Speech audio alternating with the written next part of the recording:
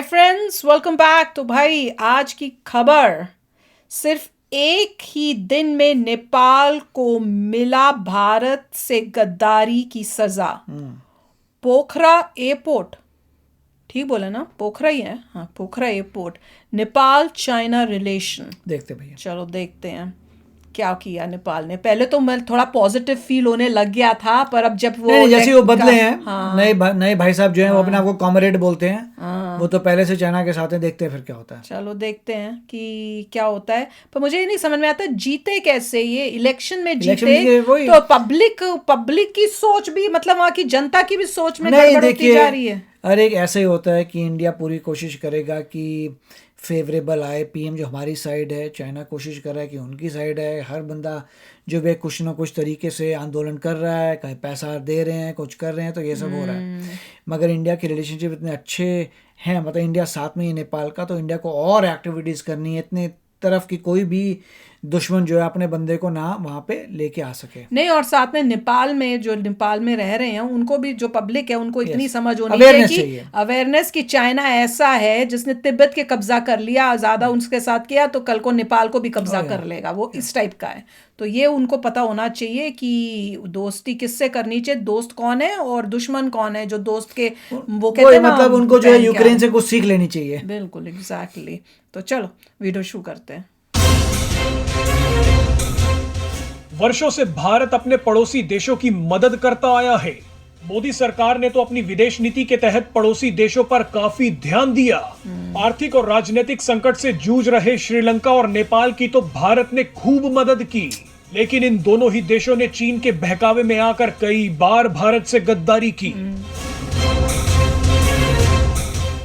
हाल ही में वामपंथियों के समर्थन से बनी नेपाल की नई सरकार ने साल के पहले ही दिन भारत के साथ गद्दारी की। नेपाल की नई सरकार ने चीन द्वारा बनाए गए इंटरनेशनल एयरपोर्ट का उद्घाटन किया। अच्छा। लेकिन सिर्फ एक ही दिन में नेपाल को भारत से गद्दारी की सजा भी मिल गई और कर्मों का फल भी।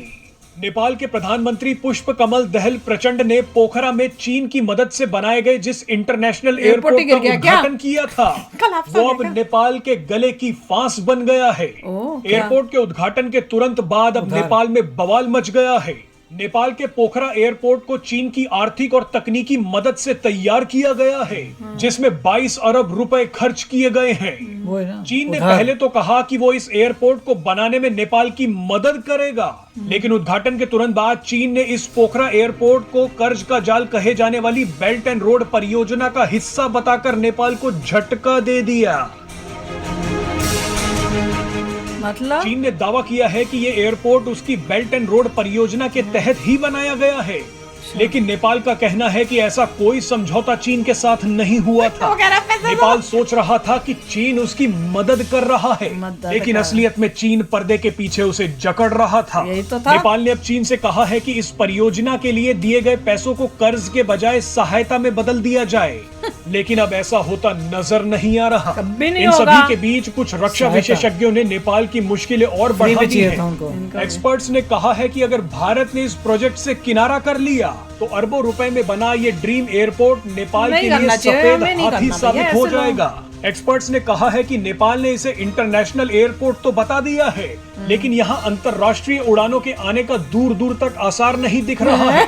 अगर पश्चिमी देशों ने चीन के बनाए गए इस एयरपोर्ट का इस्तेमाल करने से मना कर दिया और अगर भारत ने भी इस एयरपोर्ट का इस्तेमाल करने से किनारा कर लिया तो नेपाल बुरी तरह से फंस जाएगा। भारत पहले ही नेपाल में चीन की बनाई गई बिजली नहीं खरीदता है।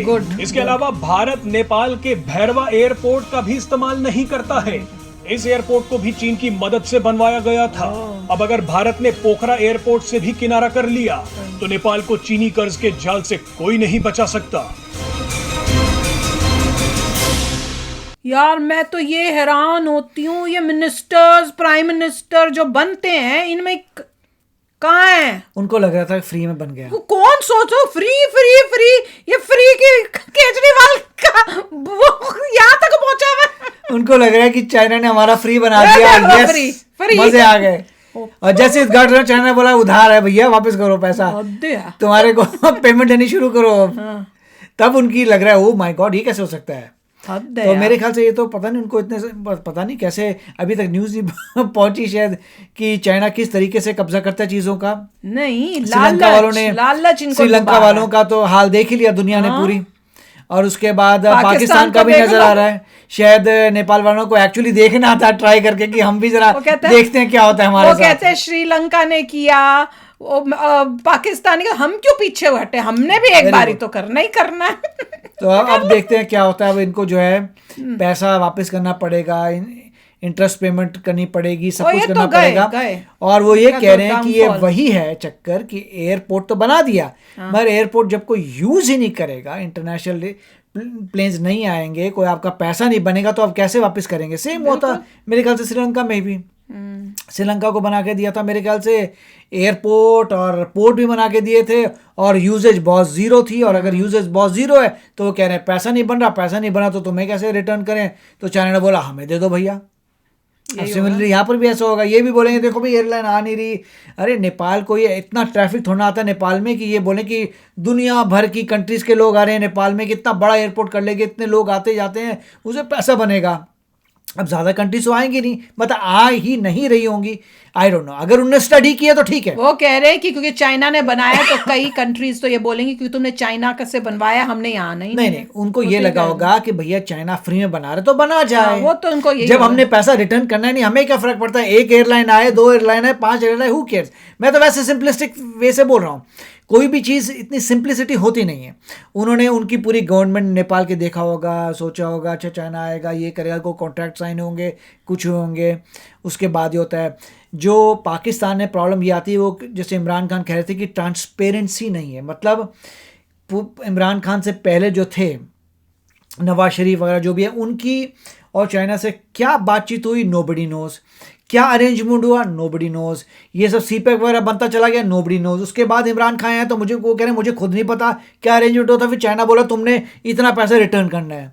तो यहाँ पर भी ऐसा ही कोई झोल लग रहा है कि जो भी अरेंजमेंट हुआ, नीचे वालों को एग्जैक्टली पता नहीं हुआ क्या अरेंजमेंट तो होंगे, क्या बेकार की अब जाके उनको पता लग रहा है कि चाइना बोल रहा है कि नहीं उधार वापस करना पड़ेगा। ऐसी गलती को कौन कर सकता है यार, छोटी बड़ी चीज थोड़ी। कंट्री चला रहे हो, आप जब कॉन्ट्रैक्ट कर रहे हो, कॉन्ट्रैक्ट में क्लियरली लिखा होता है कि आप पैसा वापस दोगे कि नहीं दोगे। इसमें अगला बंदा ये थोड़ा बोल सकती है इनॉग्रेट हो गया, हाँ जी पैसा वापस कर दो, फ्री में दे रहे हैं। जो कॉन्ट्रैक्ट है उसके हिसाब से होगा। नहीं, मेरे हिसाब से ये है कि तुमको लगा वो फ्री में दे रहा है, चाइना कह रहा हमने फ्री में नहीं दिया, हमने तो लोन दिया। ये कोई मजाक चल रहा है? अरे कोई छोटा बिजनेसमैन भी होता है, उसको भी पता होता है, वो भी पूरा कॉन्ट्रैक्ट बनाता है, कॉन्ट्रैक्ट साइन करता है। वही तो कह रही हूँ, ऐसे कौन का कंट्री चला रहे हैं ये लोग। आई डोंट नो, इसमें ज्यादा नहीं इन्वेस्टिगेट करना पड़ेगा कि हुआ क्या है। और इम्पोर्टेंट बात है कि क्या अब ये फिर इंडिया के बोलेंगे कि भैया हमें को कर दो, वो यही गेम खेलेंगे कि अगर तुमने हेल्प नहीं की तो चाइना ले लेगा, अब तुम हमें पैसे दो। मेरे ख्याल से इंडिया को उस जाल में नहीं फंसना चाहिए। जिस तुमने गलत डिसीजन लिया, तुम्हारी कंट्री थी, अब तुम उसका भुगतो। ये हमने थोड़ी कोई लिया हुआ है कि पहले श्रीलंका को हेल्प करो फिर इनको हेल्प करो। अच्छा, इस क्यों बोल रही हूँ मैं ऐसा, क्योंकि बांग्लादेश को हमने हेल्प किया। मैं इतनी शॉक हुई हूं कि मुझे कमेंट सेक्शंस में बांग्लादेश से लोग कमेंट्स लिख रहे हैं और बोल रहे हैं पाकिस्तान के लिए वो खड़े होके उसके साथ में खड़े होके बोल रहे हैं, और कि हम मुस्लिम हैं, हम उनके साथ हैं, जो पाकिस्तान जिंदाबाद, और इंडिया के अगेंस्ट बोल रहे हैं, और मैं बांग्लादेशी हूँ। मैंने कहा भैया जो जिसकी नहीं, मैं तो ये कहूंगा जिसकी जो मर्जी है करो। यहाँ पे पॉइंट ये है कि ये समझ नहीं आता ऐसी चीजें कैसे हो सकती हैं।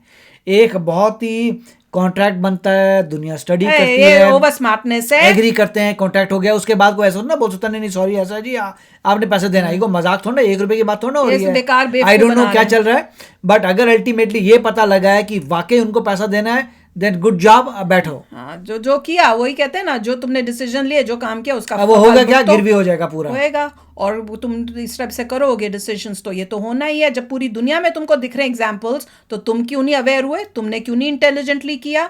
इंडिया ने इतनी बारी तुम्हारे साथ दोस्ती का हाथ बढ़ाया, सब किया, पर तुमने लालच की वजह से तुम फिर चाइना पास जाते हो, फिर चाइना पास जाते हो। अल्टीमेटली मतलब ये है कि चाइना उसको एयरबेस बनाना चाहता है, देखते हैं होएगा आपको, तो यही होएगा। Let's see.